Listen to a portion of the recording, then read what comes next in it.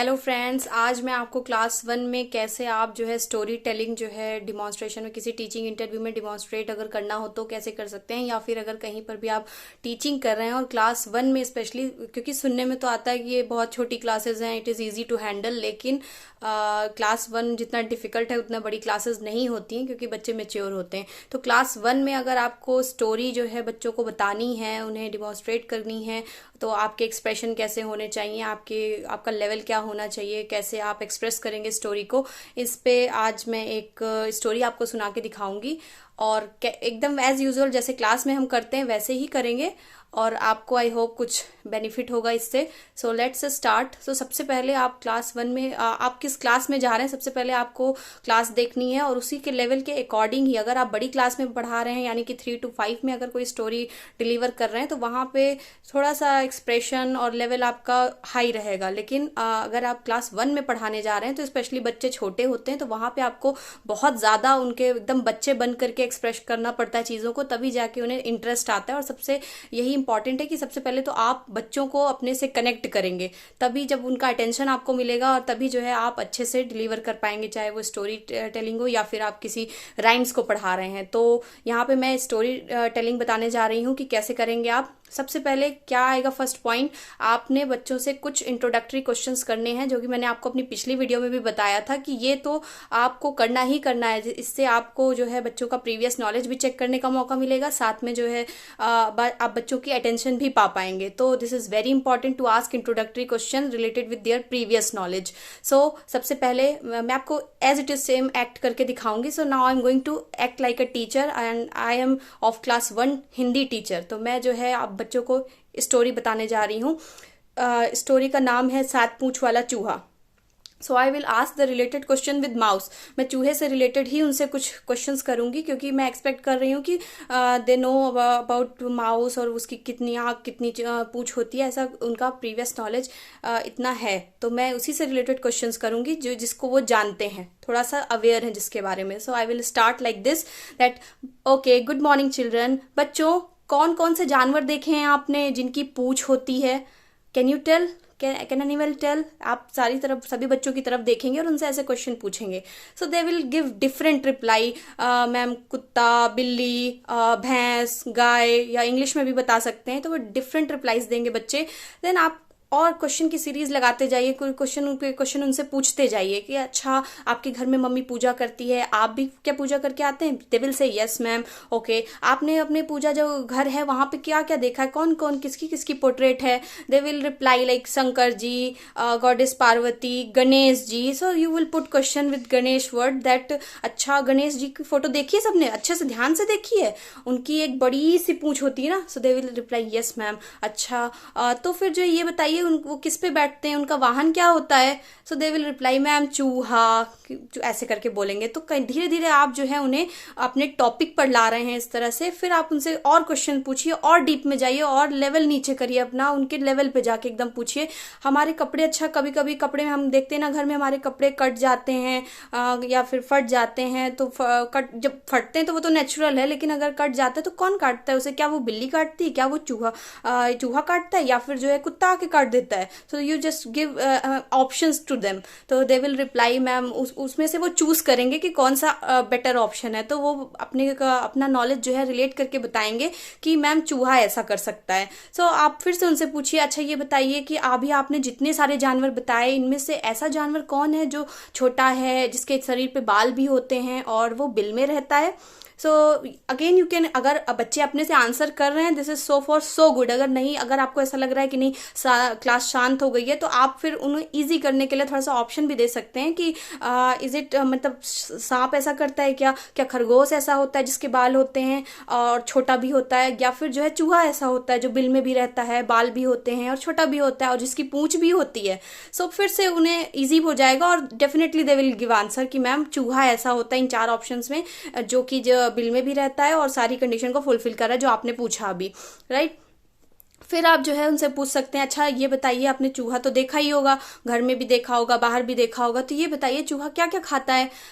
अगर ये जो मैंने स्टोरी ली है 7 पूंछ वाला चूहा, तो अगर मैंने ये क्वेश्चन बच्चे से पूछा है कि वो चूहा क्या खाता है, तो इट मीन्स जो है जो इसके प्रीवियस वाला चैप्टर है उसमें जो है बच्चे ने चूहे से रिलेटेड अगर कोई चीज पढ़ी है कि हाँ वो क्या खाता है, उसका फिजिकल स्ट्रक्चर कैसा है, तो इट मीन्स मैंने इस क्वेश्चन को करके उसके प्रीवियस नॉलेज को अपने आने वाले यानी कि प्रेजेंट टॉपिक से कनेक्ट कर दिया। तो आपने भी ऐसे ही करना है, जो भी हम चैप्टर ले रहे हैं, जिस भी बुक का ले रहे हैं, उसका जो पिछला वाला चैप्टर है आपको उससे जरूर जो है कोरिलेट करना है अपने आने वाले चैप्टर को। डेफिनेटली इससे बहुत, क्योंकि बच्चे के अंदर भी कॉन्फिडेंस आएगा कि हाँ मैंने जो पढ़ लिया है वो मैम ने पूछा और मैं बता पा रहा हूँ, तो एक उसको मोटिवेशन भी मिलेगी।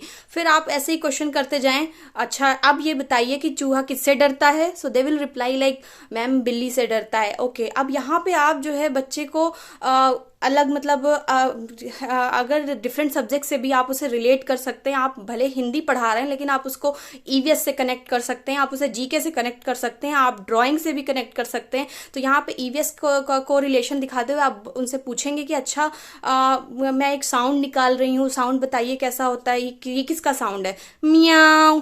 आप ऐसे आवाज निकाल सकते हैं, तो फिर तुरंत आइडेंटिफाई करके बताएंगे मैम बिल्ली, कैट, क्योंकि अभी जस्ट आपने पूछा कि चूहा किससे डरता है, तो दे रिप्लाइड बिल्ली। तो आप जब आवाज निकालेंगे तो इससे क्या होगा, इससे वो हिंदी तो पढ़ ही रहे हैं, साथ में जो है ईवीएस से रिलेटेड जो साउंड है एनिमल्स के उसे भी पढ़ पाएंगे। साथ में आप बिल्ली से तो आपने पूछा ही, आप और भी पूछ सकते हैं कि अच्छा मैं एक और साउंड निकालता हूँ, वो बताइए ये साउंड किसका होता है, तो वो बताएंगे मैम ऐसे तो शेर दहाड़ता है।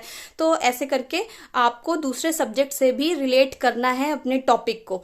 इसके बाद आप अपने फाइनल क्वेश्चंस पे आइए कि जो है जो एक्चुअली आपका मतलब टॉपिक है कि चूहे की अच्छा कितनी पूंछ होती है, ये बताइए सब लोग। तो सभी का आंसर लगभग रहेगा सेम कि 1 पूंछ होती है। फिर आप अपने टॉपिक पे अब उनको ले आए हैं इतने सारे क्वेश्चन करने के बाद, और क्लास काफी इंटरेस्टिंग भी हो चुकी होती है और आपको बच्चों का अटेंशन भी मिल चुका होता है तब तक। अब आप उनको जो है अपने टॉपिक के बारे में यानी कि इंट्रोड्यूस कर सकते हैं कि अच्छा चूहे की 1 पूंछ होती है। ओके, सो चलिए आज मैं आपको एक ऐसी कहानी सुनाऊंगी जिसमें जो है चूहे की 1 नहीं बल्कि 7 पूंछ होती है। कितनी पूंछ? 7 पूंछ। सो they will be surprised. 7 Poonch. They will look at each other, से एक दूसरे के फेस की तरफ देखेंगे और लाफ करेंगे, स्माइल करेंगे बच्चे ऐसे ही। तो फिर आप पूछेंगी तो सुनना चाहेंगे आप लोग? So they will say yes ma'am definitely, ऐसे करके आंसर करेंगे आपको।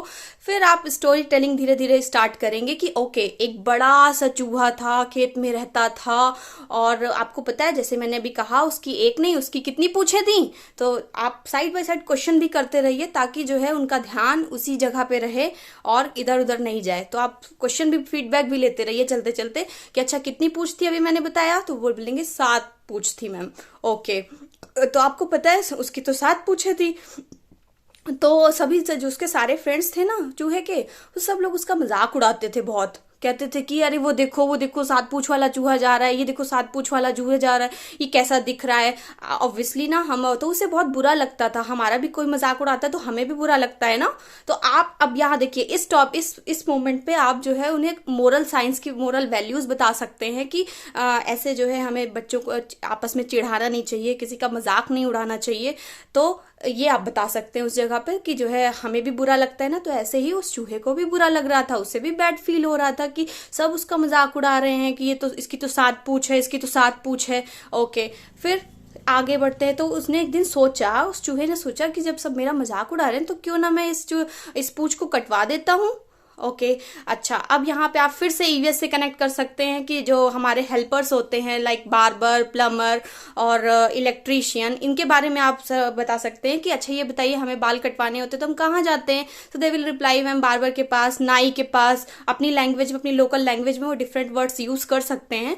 तो ऐसे करके बताएंगे तो आप कहेंगे अच्छा तो इस तरह चूहा भी ना हम जैसे जाते हैं ना, हमारे बाल लंबे हो जाते हैं तो हम भी कटवाने जाते हैं ना ऑब्वियसली, तो ऐसे ही चूहा भी एक दिन नाई के पास गया और उसने कहा कि मेरे साथ साथ पूछ है और मेरे सारे फ्रेंड्स मेरा बहुत मजाक उड़ाते हैं, तो मेरी एक पूछ काट दो। तो उस नाई ने क्या किया, उसकी एक पूछ काट दी। अब देखिए इस मोमेंट पे आप जो है बच्चे को की जो नॉलेज है उसको आप मैथ से कनेक्ट कर सकते हैं, ये पूछते हुए कि अच्छा ये बताइए, जब उसकी 7 पूछ थी और उसने एक पूछ कटवा दी, तो अब उसकी कितनी पूछ बची? Come on quickly answer, minus करके जल्दी से पता करिए। तो बच्चे तुरंत बताएंगे, आंसर करेंगे आपको कि मैम अब उसकी 6 पूछ बची। कितनी पूछ बची? 6 पूछ बची। ओके, फिर चूहा क्या कहता है कि अच्छा अब तो मैंने एक पूछ कटवा दी है, अब मेरे फ्रेंड्स मुझसे बात करेंगे, मेरा मजाक नहीं उड़ाएंगे, ठीक है। फिर वो आता है अपने घर वापस, लेकिन फिर से वही उसके साथ होता है। सारे बच्चे जो है उसका फिर से मजाक उड़ाने लगते हैं कि ये देखो ये देखो, ये तो 6 पूछ वाला चूहा है, इसकी तो 6 पूछ है। उसका मजाक उड़ाते, उसे फिर बुरा लगता है। फिर से वो सेम चीज करता है, वो जाता है नाई के पास, अपनी एक पूछ कटवा देता है कि जो है नहीं नहीं मेरे मजाक उड़ा रहे हैं 6 पूछ पे भी सब लोग, तो मैं फिर से मेरी एक पूछ काट दो। अच्छा अब बताइए, पहले उसने एक पूछ कटवाई, फिर दूसरी भी कटवा दी, अब उसकी कितनी पूछ बची रह गई? तो फिर से बच्चे जो है सब्ट्रैक्शन करना स्टार्ट कर देंगे और बताएंगे इस चीज को कि मैम अब उसकी 5 पूछ है। कितनी पूछ रह गई? 5 पूछ। अच्छा, फिर से वो घर आता है, फिर से लेकिन उसके दोस्त मजाक उड़ाने लगते हैं like in the same way कि ये देखो ये देखो, वो देखो देखो 5 पूछ वाला चूहा जा रहा है, 5 पूछ वाला चूहा जा रहा है, इसको तो कितना अजीब लग रहा है। फिर से वो नाई के पास भागता है और जल्दी से फिर कहता है मेरी एक पूछ और काट दो। फिर से उसकी एक पूछ कट जाती है। तो अब कितने बचे? अब उसके पास बचे 4 पूछ।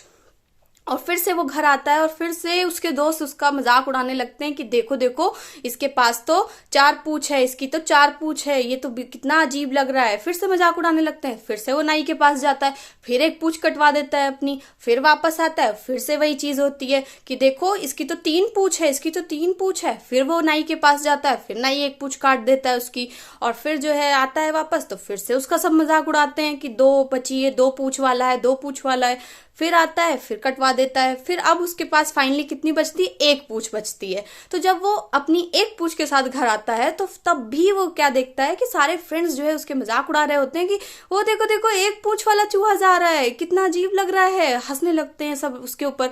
वो फिर से मायूस हो जाता है और मायूस फेस लेके अब फिर से नाई के पास जाता है और कहता है सब लोग मेरा अभी भी मजाक उड़ा रहे हैं, आप मेरी 1 पूछ ये भी काट दीजिए। तो नाई ने भी उसकी 1 पूछ फिर से काट दी। अच्छा अब आप बताइए कि क्या उसके पास कोई पूछ है? तो they will reply no ma'am, अब तो उसके पास कोई पूछ नहीं है, 0 पूछ है। अब तो सारी पूछ एक एक करके कटती चली गई। अच्छा, फिर वो बिना पूछ के घर जाता है लास्ट टाइम। तो अब वो एक्सपेक्ट कर रहा होता है रास्ते में कि जो है अब कोई मेरा मजाक उड़ाएगा नहीं, क्योंकि अब तो किसी के पास कुछ है ही नहीं मजाक उड़ाने जैसा।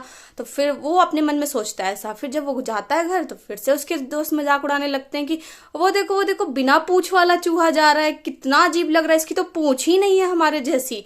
और फिर से वो बहुत ज्यादा सैड हो जाता है, बहुत उदास हो जाता है।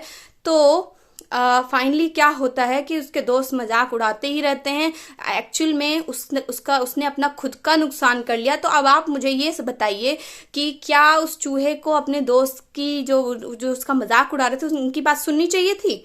तो they will reply no ma'am, उसे नहीं करना चाहिए था ऐसा। क्या उसे अपनी पूंछ कटवानी चाहिए थी 1 बाय 1 करके? नो मैम, ऐसा नहीं करना चाहिए था। ओके, अब हमारी स्टोरी कंप्लीट हो गई है। Not you have to come to the point कि मोरल क्या है स्टोरी का। मोरल ऑफ द स्टोरी जो है वो बच्चों के लेवल पे आप जा करके उनके अकॉर्डिंग जिसमें उनको समझ में आए चीजें उस लैंग्वेज में बताएंगे, क्योंकि बड़े क्लास के बच्चे हैं अगर, तो आप सिंपल भी बता देंगे तो हो जाएगा। लेकिन मोरल वैल्यूज ऐसी हैं कि क्लास 1 में अगर आप बताएंगे तो आपको बहुत सारे एग्जाम्पल्स देने पड़ेंगे कि ताकि वो उस चीज को फील कर पाए बच्चे। तब जो है आप उन्हें मोरल फाइनली बताएंगे कि इस चूहे ने क्या किया, अपने दोस्तों की बात में आके अपनी 6 पूंछ कटवा दी 1 बाय 1 करके, और उसके पास फाइनली कुछ भी नहीं बचा, कोई भी पूंछ उसकी नहीं बची। तो the moral of the story is दूसरों की बातों में आकर अपना नुकसान हमें कभी नहीं करना है, अपनी चीजें खराब नहीं करनी है, बिना सोचे समझे कोई भी काम नहीं करना है, हमेशा उसे सोचना है, 2 टाइम्स एटलीस्ट सोचना है। तो क्या आप भी ऐसा करेंगे? कभी आपके फ्रेंड ने आपको कोई मजाक उड़ाया तो क्या आप जो है उस पर तुरंत एक्शन ले लेंगे? आप उससे गुस्सा हो जाएंगे या फिर जो है उसको सोचेंगे तो they will reply like yes ma'am, ऐसा हम करेंगे, हमें ऐसा नहीं करेंगे अब।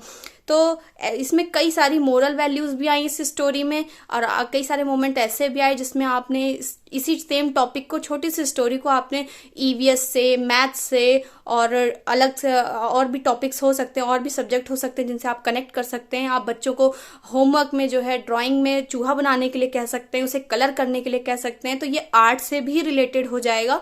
तो एक आर्ट इंटीग्रेटेड और डिफरेंट सब्जेक्ट सभी से कनेक्ट करते हुए ही आपको हमेशा पढ़ाना है, और यही जो है हमारी नेशनल एजुकेशन पॉलिसी भी कहती है। तो आपको जो है कोई भी, चाहे वो क्लास 1 हो, 2, 3, 4, 5, इट डजेंट मैटर, कोई भी क्लास हो, आपको हमेशा ये ध्यान रखना है कि जो भी आप कंटेंट पढ़ा रहे हैं आपको अदर सब्जेक्ट से उसे कोरिलेट करना ही है। अब जैसे मैथ्स की अगर हम बात करें तो मैथ्स अगर आप पढ़ा रहे हैं तो इट डजेंट मीन कि मैथ में जो है इंग्लिश नहीं है, मैथ्स में हिंदी नहीं है। अगर जब आप वर्ड प्रॉब्लम लिखते हैं तो उसमें लैंग्वेज का यूज तो होता ही है, तो साइंस भी अगर हम पढ़ते हैं तब भी उसमें यूज होता है।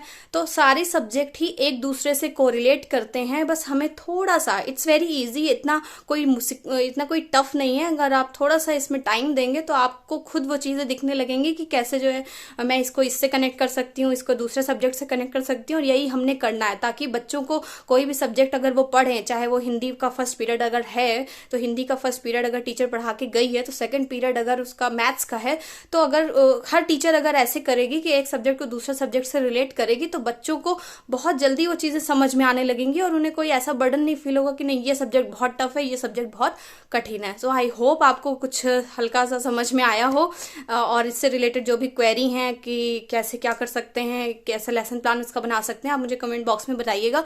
और नेक्स्ट वीडियो में मैं एक और इंग्लिश का डेमो करने की कोशिश करूंगी, then maths. Thank you so much.